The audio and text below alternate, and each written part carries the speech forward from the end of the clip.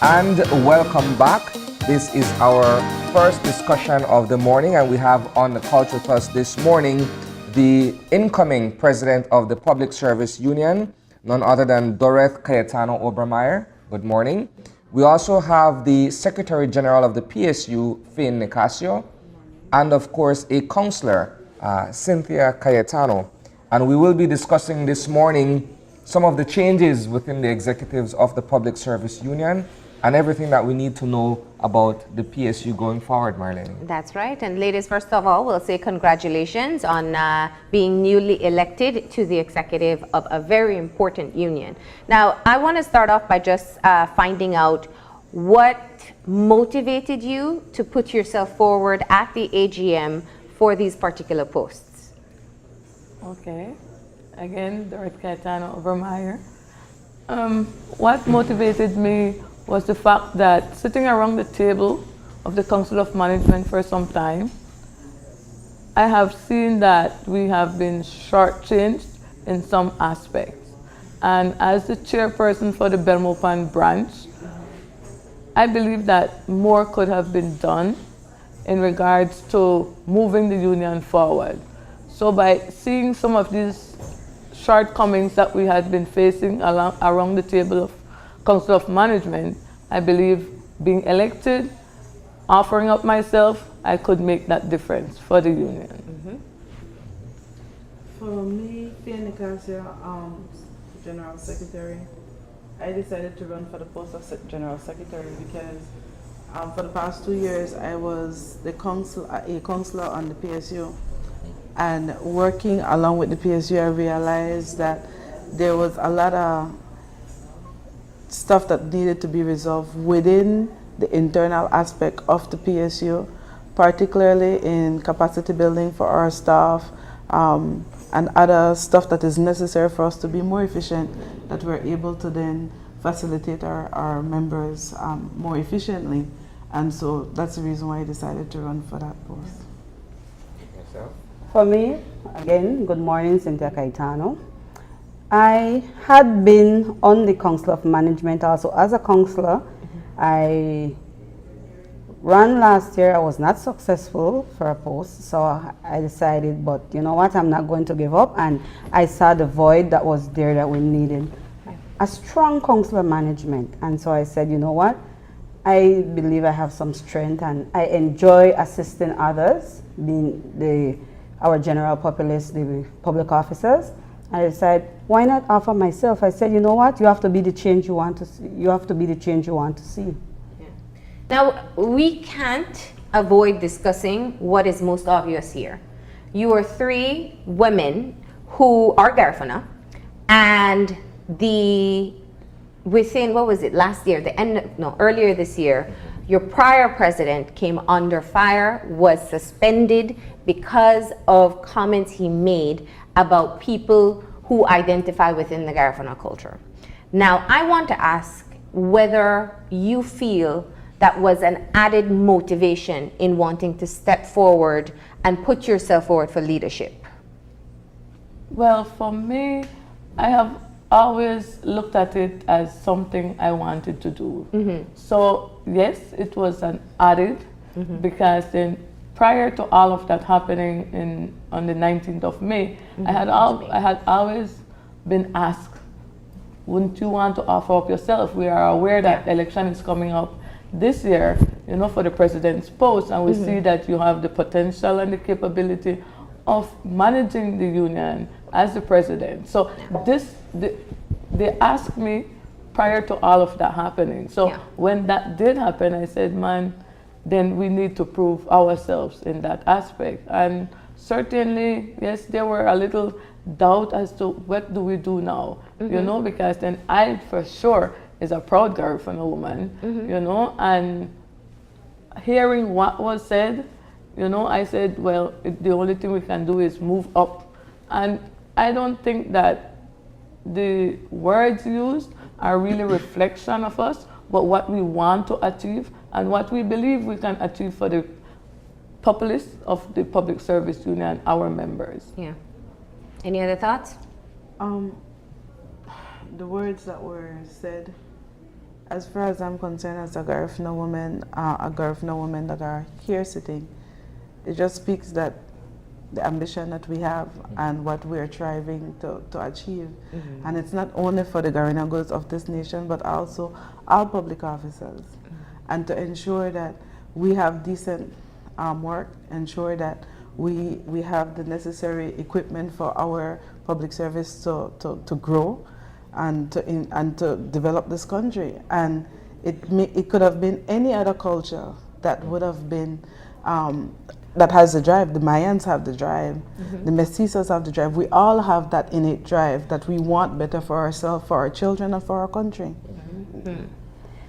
For me, I believe it did as an impetus. I have also liked leadership, and my number one pet peeve is the way public officers are perceived in this country. And I believe that as a union, we have a responsibility to this country to improve the services that we offer. And I would be the happiest person when I can go, for example, to Vital Statistics and see everyone smiling, you know? And these are things that we have as challenges as a union, because that's what I see. We need to professionalize the public service. I'm glad that you were able to bring that up, because I'd like to make a juxtaposition here. Whereas Marlene began by asking about the inflammatory remarks that were made by the past president, and you, Cynthia, are bringing up the idea of the image of the public service in terms of the way we perceive public officers. What I would like to juxtapose and what I would like to see in terms of my way of observing certain things is a breaking of that image or a breaking of that mold. So now we have 3 strong Garifuna women who are in key positions within the union. How do we change people's perception of members of the public service based on the way we are treated as members of the public? If I go to Vital Stats, for instance, or if I go to another government department and I have to interface with members of the public service and I don't get the proper treatment or attention, then that speaks to the overall image or the perception that we as Belizeans have towards public officers. The Ministry of the Public Service is really and truly the PR of the public service. So they're responsible for the way people are treated, the general public is treated, and they've done training, and those are things that we will need to sit with them and talk about, you know, the continuous training. And in our own capacities as supervisors where we are, in terms of talking to your people, like I'm fortunate at a lot of time I do lectures. Yesterday I was doing a lecture session and I was saying to my public officers, you have to remember that the general public pays you, and you can be firm without being disrespectful. That's how, when people go and purchase goods, that's your salary. The tax is your salary. When people pay their income tax from their salaries, that's what pays our salaries. So at the end of the day, these people are, you are serving these people, so you don't look down on them, you don't treat them badly, you be respectful. And so we have to start, and then we train, and like I said, as a union, we have a responsibility to do that to our members. But also, the flip side to it, and this is where we come in also, a lot of time people might say, oh, they treat me bad, but you know what? You don't know the treatment that that person is getting from his or her supervisor or the head of department. Exactly. So that's the thing that we need to work on also. We need to deal with people grievances and the working environment, so that at the end of the day, they can give you the proper service that you deserve.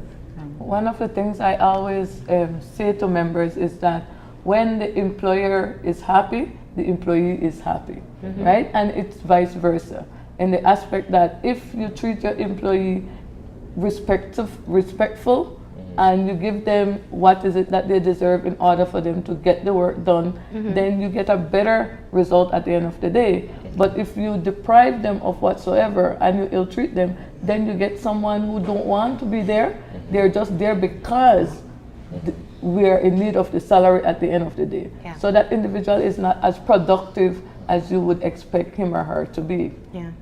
Now you're taking up the leadership of this union at a very critical time. And I think one of the issue that Isani just pointed out and that you brought up yourself, Cynthia, is one that we have been hearing for quite some time, the efficiency within public service. But for a moment, I want us to talk about what is taking place with the Senate inquiry. It has really brought to light the role of public officers and what governs their actions, right? When we had public officers stepping forward and saying, I diverted from what I am responsible for doing because of any kind of ministerial influence, or because my supervisor, who's also a public officer, has instructed me to do so, people become very critical of public officers in general. You are governed separately. You have your own act as to how you are supposed to execute your duties on behalf of the public. And I want to ask you, stepping into the leadership at this time, what is your plan or your strategy to be able to address this particular issue, which we know has been going on for a very long time, with the officers themselves, with the members of the public service? Okay, first and foremost, we always tell public officers that's why it's important you join your union. Yeah. At the end of the day, your union will be there to protect you. And also, like you said, we have regulations that govern us. So the public service regulations explains exactly how you're supposed to be treated and what, in case you do something that is wrong, disciplinary procedures. Yeah. Public officers have to be aware and knowledgeable of their rights and responsibilities. So at the end of the day, if someone tells you to do something that's not legal, or you don't have to do it. And if you have repercussions, this is where your union comes in. Yeah. This is where. Yeah. There's one thing that as public officers, if your supervisor or a minister come and ask you to do something that you know is outside of your purview, tell them put it in writing. Because the paper trail will be there that you were instructed to do such. Yeah. And you can then say, based on your regulation that governs you, it is not within that parameter. And so you would be covering yourself in the event of a Senate inquiry like what is going on at this time. And also, to add to what my colleagues have said, is the fact of you need to know where you stand. You know, because nothing is wrong. If your job description or your job processes ask you to do certain things or require certain things of you, you can easily turn around and say, you know, that's not within the policies and procedures of my job. You know, nothing is wrong with that, because that's what guides you. Yeah. Those policies and procedures in carrying out what is it that you need to do. Yeah. So it would be easier, like what you say, document. That's one of the key aspects of everything, the documentation aspect. That's mean if it's not given to you in writing, you don't need to.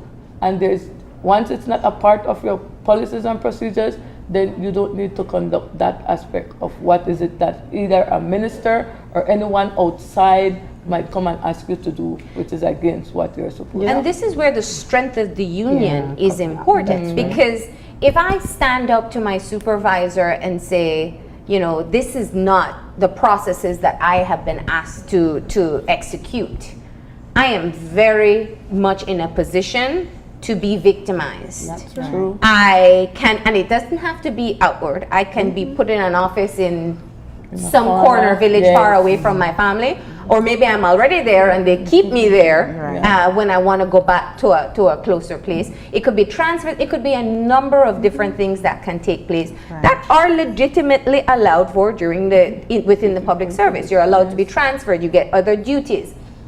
So one has to feel confident that if I stand up to my supervisor, if I'm working within public service and I'm standing up to my supervisor and saying, if you're not going to give me in writing, I'm sorry, I can't do it. I need to know I have a very strong union behind me to help me stand up.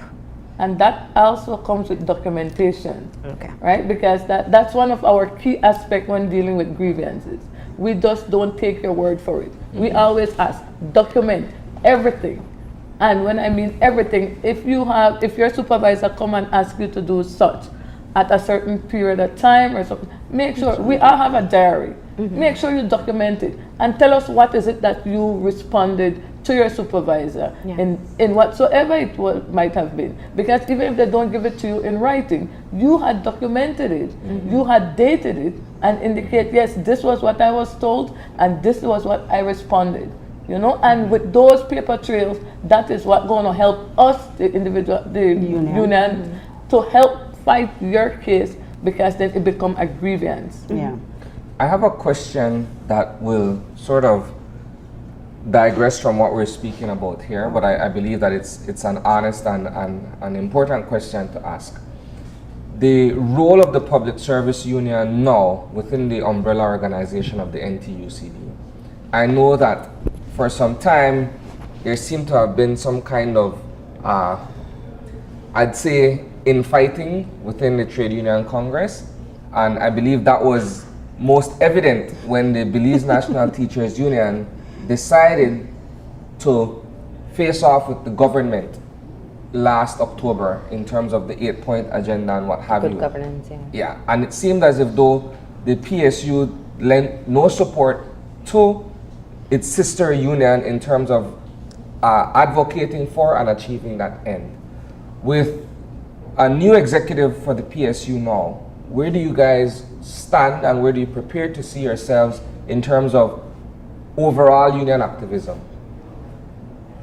I believe it's going back to the fact of that sister union. You know, every leader has a different approach, have a different way of directing his or her followers. Yeah. The way how I see it is for us to go in, because nothing that our sister unions fight for was differ from what we would have liked as a union.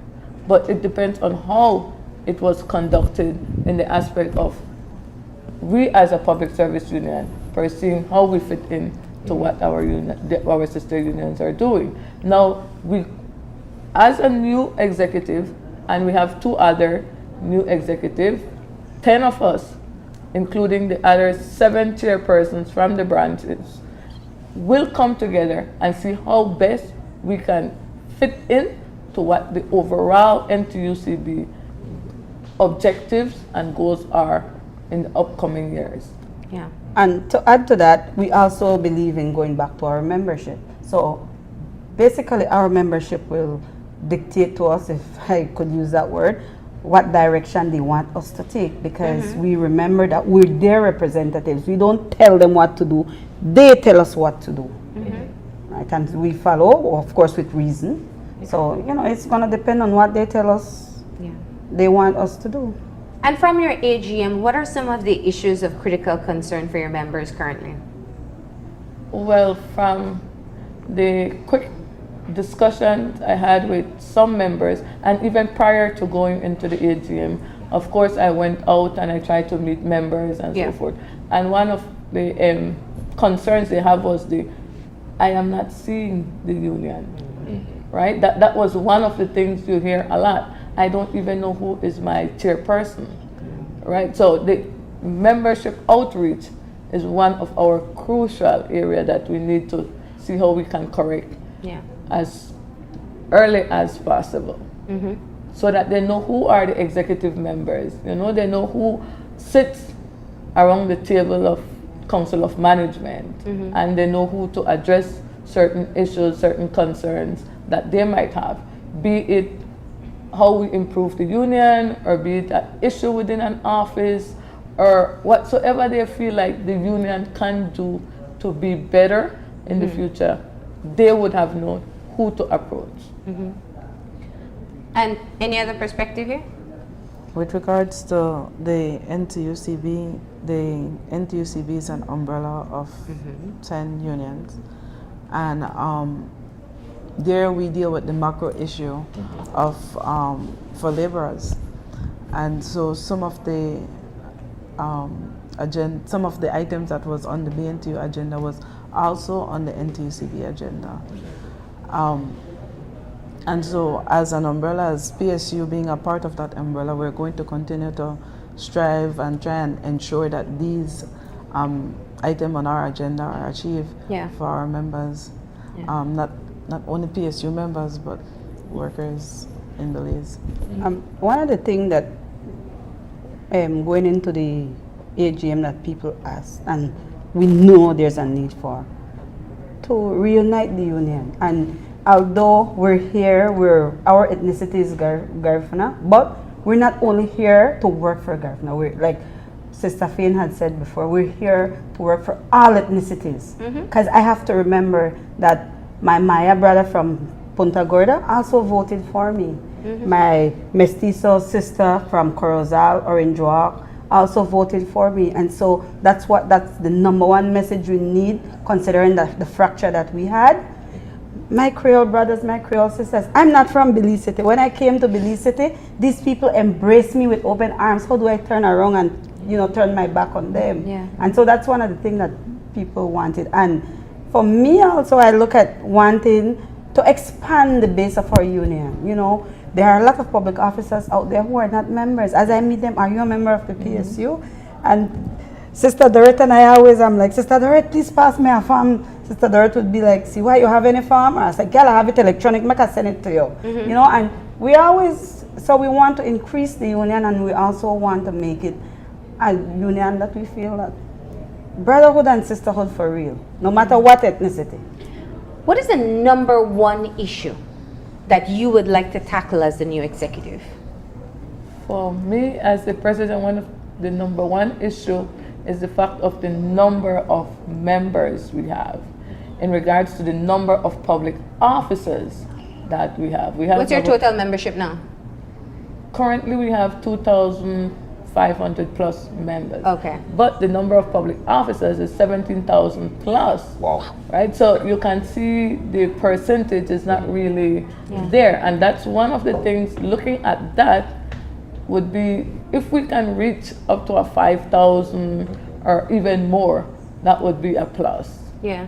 Just that we have a somewhat percentage relevant into the amount of members that we have in the public service. And why are people hesitant to join the public service union? That's an interesting one. Well, I believe Sister Dorette just said it earlier. They're not seeing the union. Yeah. And so we need to do active outreach to our members and to prospective members. And some don't have faith in the union. And one of the things that I guess we failed to address a while ago, like when Sister Dorette was talking about grievances, we have public officers who have grievances all the time. And grievances simply mean that they've been wrong and they didn't do anything contravening whatever regulations, but they're being affected, being treated a certain type of way. And over the years, we have been working on grievances. We have persons in our office who do an excellent job as far as I'm concerned with grievances. But we need to get that information out there where people can understand that my union did this for me. I had gotten a letter where I was going to be transferred to where I wasn't supposed to, or the 3 years had passed that I was transferred, and my union made sure that I came back to, to ensure that people are treated in accordance with the public service regulation. So we have to let people know this is what your union can do for you. But like my sister said, number one, outreach. So allow me to put this forward then. There's a huge disparity between the number of persons employed under the public service versus those who are actual members of the union, right? Over 14,000 persons are out there who are public officers but are not necessarily attached to the union per se. Now, we all know this, that there is strength in numbers. So that if and when, for instance, there's a grievance where the individual feels legitimately wronged, he or she has the support of the union to take up the case before whichever higher body or whoever is dealing with the matter, versus the 14,000 plus who are out there who are basically voiceless in a sense because they don't have the kind of support that the union offers. Now, I look at it as you guys having a vigorous campaign to go on over the next couple of years or however long your term is, to be able to try to bring on board as many of these public officers into the union fray. Can you guys speak to that in terms of what you guys see needs to be done to try to attract or incentivize prospective members of this union? Well, the outreach, because then what I believe public officers want to know is that you know how they feel. You are able to witness what they're doing by we doing the outreach. It's like I would go to your workplace, right? Sit and talk to you. Hear what are some of your concerns. And in that aspect, they'll know, oh, you know what, I belong. Because that's also what we want to. We want to belong to somewhere. Yeah. But if there's no outreach, then you will always feel like, you know what, they don't care. Because, for instance, I went as far as Kwekehute, right? That's where the IT vet is in Toledo. Yeah. And I spoke to about 5 individuals who work there. And I was sharing with them, and they're like, we never see anybody, we don't even know who was the former president, you know? And I was like, what? They're like, yes. And this is where, this is what I'm talking about. I went to San Antonio Polyclinic. They have no idea who the chairperson is in Toledo. I mean, the outreach, and it was at that point I spoke to a few, and I shared with them what are some of the benefits of becoming a union member. Yeah. Of course, before the end of the day, one of the things I do is I ask them why you are not a member. When you tell me why you're not a member, I'm going to tell you why you're supposed to become a member. Yeah. So I would have, and trust me, I do carry about my form. I don't go nowhere without that, right? And so before the end of the day, or before I would leave, I would take out a 2-3 forms and leave with them. You know, I even went as far as inviting them to the AGM. You know, I said, come out, see what it's all about, and see if you believe that you ought to be a part of the union. One of the other areas that we could look at is the induction training. The Ministry of the Public Service back then used to do induction training, and the unions were invited to sensitize the new public officer of what the union is all about. That's one of the stuff that I would want to see We do as well. Yeah. and that would capture the new. Because it could be a lot of younger people coming in who haven't been exposed. Yes, that's true. And perhaps that lends to some of the things that we do see within the public sector.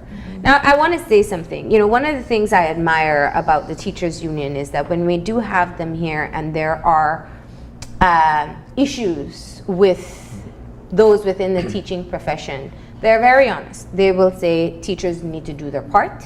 Teachers need to meet their licensing requirements. They need to ensure that they're being the best teachers so that the union can represent them well. So I ask you, understanding that you have a representation, a small representation of public officers out there, but still, every time somebody encounters a public, an office, a government office, a public officer, and they don't get the type of service that they expect, they get the turnaround, they get the different challenges, and then they hear of people who are getting rushed through the system, it is a black eye. Well, even if it's not your member, it is a black eye on the union. So how do you work to be able to ensure that your members and also the overall public servants, if you can get them on board, will work to also being their best professional self as well? Well, there was this training that was conducted by the Ministry of Public Service. Yes. And that was one initiative to address such issue, that you know, how you answer the phone, the phone etiquette, Yes. you know, and how you deal with public, how you deal with the public in a whole when they come and they ask for information and so forth. So I believe that's one aspect of it, and it's something that needs to be continuous, you know, so that they're always reminded that this is how you go about dealing with them. And we hope, like what Sister Fayne said, to be a part of that, you know, to see that, you know what, we do our part as well, and not only the Ministry of the Public Service, but working in collaboration with them in garnering the respect that public officers are to get, and also giving that respect to the general public. Okay. Well, ladies, thank you for stopping in and sharing with us the beginning of this journey, and we hope to have you back periodically to always check in and see how things are going. Right? Thank Thank you you. very Thanks, much. thanks for inviting us, and Yes. we'd like to say thanks to our members who voted Did for for us, us. and we can assure you that we'll work as hard as possible to be the union that you deserve. All right. We're going to go ahead and take a break now. And when we come back, we'll be talking about the Indian culture in Belize. So stay tuned.